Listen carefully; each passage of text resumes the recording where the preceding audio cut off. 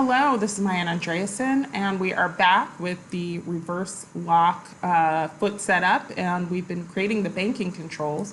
And now we are going to be parenting the banking controls to one another. So the first thing we're going to do is select our heel O1 control. And actually, I'm going to select all my controls and freeze transformations and delete their history first. All right, so now I'm going to select my CCL heel O1, and then I'm going to select my back left foot pivot control and hit P parent.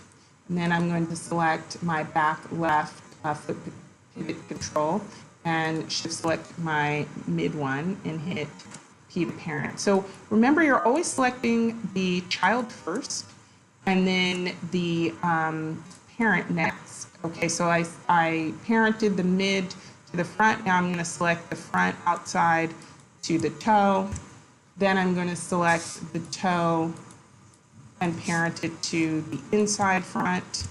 Then I'm going to select the inside front and parent it to the mid inside. And lastly, I'm going to select the mid inside and parent it to the back inside. So you should have something that looks like this, and we open it up, and there it is. Okay, and we're going to save and save it as something different also. Okay, so now that we have done that, all right, we want to duplicate this, and basically we want to mirror it. So I'm going to select this guy right here, and I have something called the MRT Mel script, which mirrors all my controls. If you don't have the MRT, this is what you're going to do. You're going to duplicate, Control D, Control G to group, scale X at -1. Shift P to unparent, delete the group. And then what you are going to have to do is you are going to have to make sure you don't have any negatives on here. So immediately we need to freeze transformations and delete history. And you might possibly have to do that for all the rest of them too. Okay? What you don't want is to have any negative values on any of these, because if you do, what's going to happen is you're going to have a transform node form when you parent the joints to your heel, your reverse lock joints, because we're going to be parenting these reverse lock joints to our heel right here. So when we do that, if we have not gotten rid of the negative node, what's going to happen is we're going to have a transform node, and that's really bad. It will break your game if you have this rigged for a game. We don't want that. That would be bad. All right, so I'm going to use my MRT tool because it kind of gets rid of all those negative values. But you'll notice, but just in case, let me freeze transformations, that I need to rename everything. So I'm going to go to Modify, Search, and Replace Names. And I'm going to search for _L_ and replace with,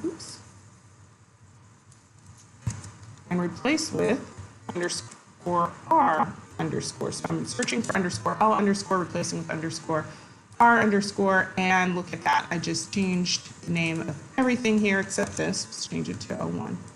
And good stuff. All right, that was a lot easier than going in and changing everything one at a time.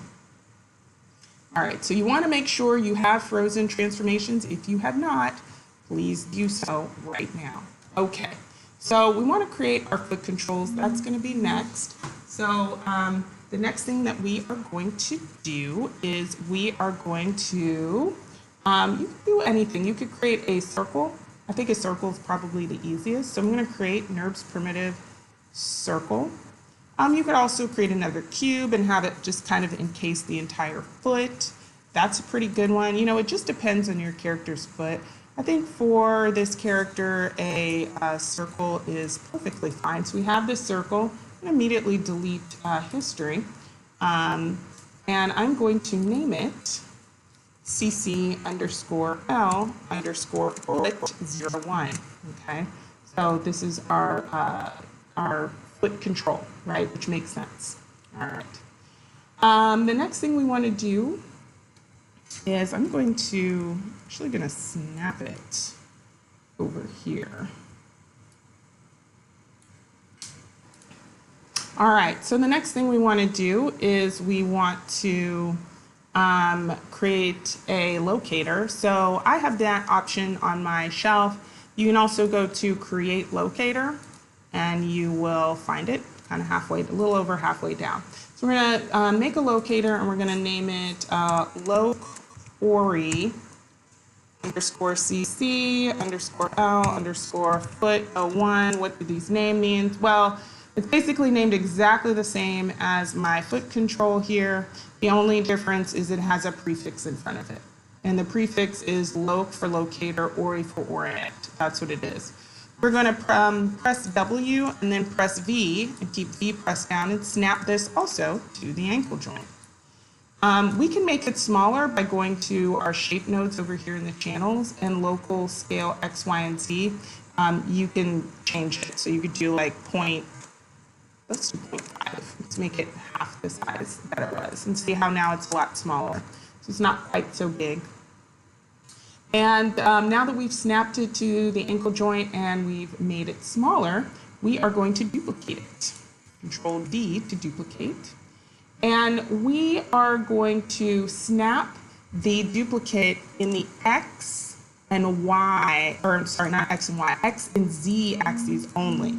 That's what we're going to do. So I'm going to press V and move it forward and then move it so that it is now lined up with the ball joint. So it's directly overhead. Okay. We basically want to constrain, we want to make sure that this original one is basically oriented to our foot joint. So that's how we're doing this. Okay.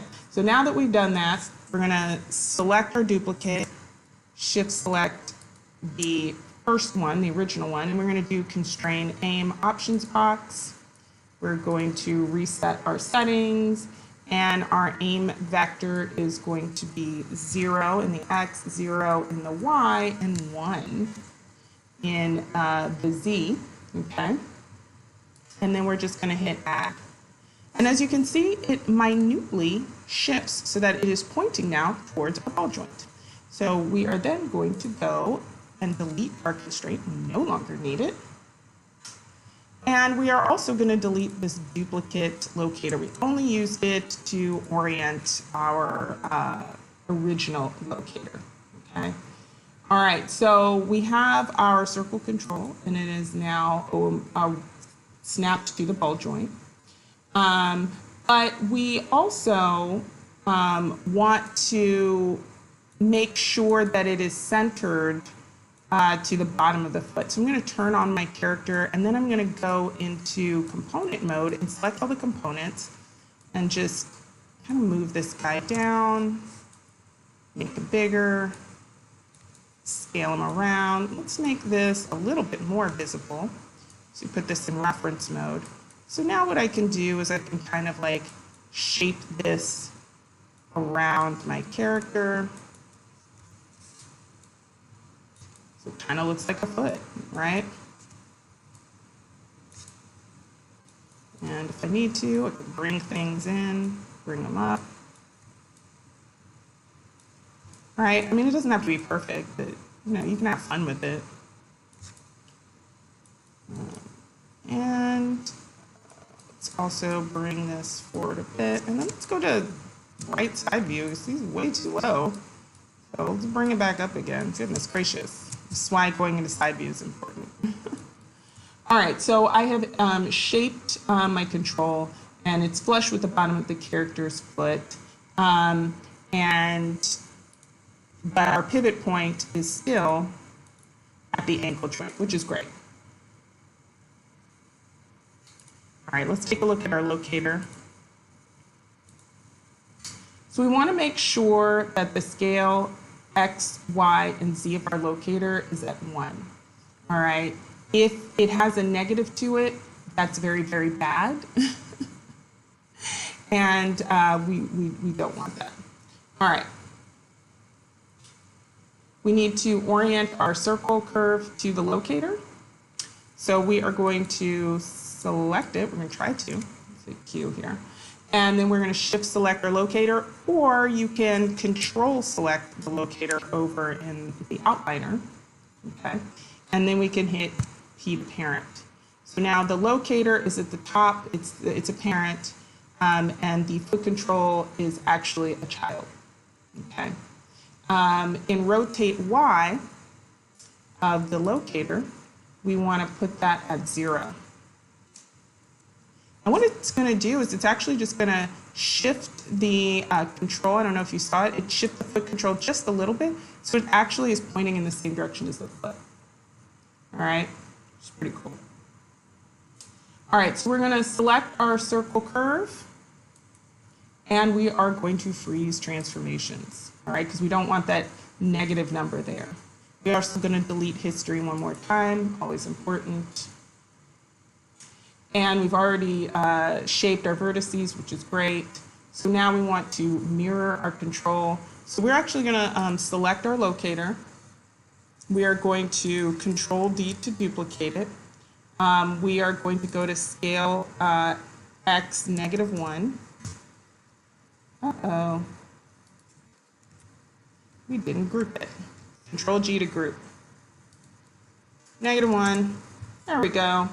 And then we want to ungroup it. So edit, ungroup. But now we have that negative value to our locator here. So what I'm going to do is Shift P to unparent this guy. I'm actually going to put this in a +1. Okay. I'm going to go back here and freeze transformations, and then I'm going to of the foot control, and then reparent. Uh-oh. What happened?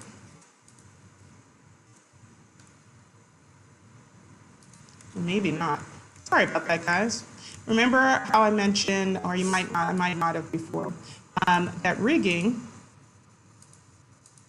there it is. It's really hard to see. So what happens if I make this +1? Yeah, that's what I thought. Maybe it was fine and I just couldn't see it. All right, so this has to be +1. Come on, you.